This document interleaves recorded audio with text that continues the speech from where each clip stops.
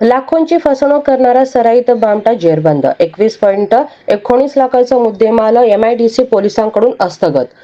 सोलापूर येथून कर्नाटक येथे पाठवण्यासाठी भरलेला 5,54,258 रुपयांचा पीव्हीसी पॅनल पट्टीचा माल परस्पर अपहार करून पसार झालेल्या सराईत गुन्हेगाराला एमआयडीसी पोलीस ठाण्याच्या गुन्हे प्रकटीकरण पथकाने शिताफीने अटक केली आहे. आरोपीकडून चोरीचा माल, गुन्ह्यात वापरलेला आयसर ट्रक व 2 मोबाईल असा एकूण 21,19,258 रुपयांचा मुद्देमाल जप्त करण्यात आला आहे. प्रतीक निंबाळकर, वय 24 वर्षे, राहणार गोपाळवाडी, तालुका दौंड, जिल्हा पुणे असे अटक करण्यात आलेल्या आरोपीचे नाव आहे. फिर्यादी परवेज फैज अहमद मोहळकर, राहणार जुनेविडी, घरकुल, सोलापूर यांचा माल वाहतुकीचा व्यवसाय आहे. 31 जुलै 2024 रोजी आरोपीने भाड्याने माल वाहतूक करण्याचे सांगून विश्वास संपादन केला.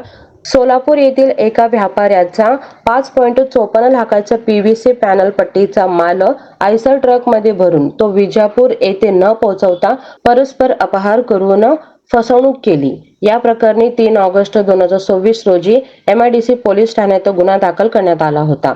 24 ऑगस्ट 2024 रोजी आरोपी अक्कलकोट रोडवर बीएसएनएल टॉवर जवळ बनावट नंबर प्लेट लावलेला आयसर ट्रक घेऊन थांबल्याची गोपनीय माहिती मिळताच पोलीस उपनिरीक्षक अल्ताफ शेख व त्यांच्या पथकाने सापळा रचून आरोपीला ताब्यात घेतले. कसून चौकशी केली असता त्याने साक्षीदार पंकज पारदे, राहणार बारामती यांच्यासह हा गुन्हा केल्याची कबुली दिली. 5,54,258 रुपयाचा पीव्हीसी पॅनल पट्टीचा माल, 1,50,000 रुपयाचा बनावट नंबर प्लेट लावलेला आयसर ट्रक MH15 JC 1792, 65,000चे 2 मोबाईल फोन, एकूण हस्तगत मुद्देमाल 21,19,258 इतकी आहे.